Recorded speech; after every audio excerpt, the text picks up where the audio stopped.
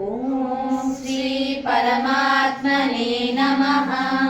శ్రీమద్భగవద్గీత అథ చతుర్థోऽధ్యాయः. శ్రీభగవానువాచ ఇమం వివస్వతే యోగం ప్రోక్తవానహమవ్యయం వివస్వాన్మనవే ప్రాహ మనురిక్ష్వాకవే బ్రవీత్.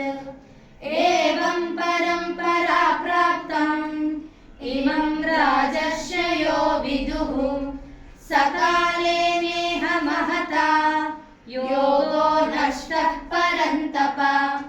సరేవాయం మయా తేజ్య యోగః ప్రోక్తః పురాతనః. భక్తోసి మే సఖా చేతి రహస్యం ह्येतदुत्तमम्.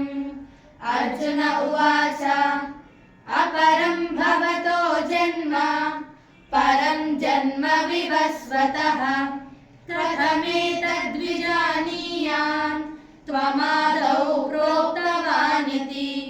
శ్రీభగవానువాచ బహూని మే వ్యతీతాని జన్మాని తవ చార్జున తాన్యహం వేద సర్వాణి న త్వం వేద పరంతప. అజోపి సన్నవ్యయాత్మా భూతానామీశ్వరోపి సన్ ప్రకృతి స్వామధిష్ఠాయ సంభవామ్యాత్మ మాయయా.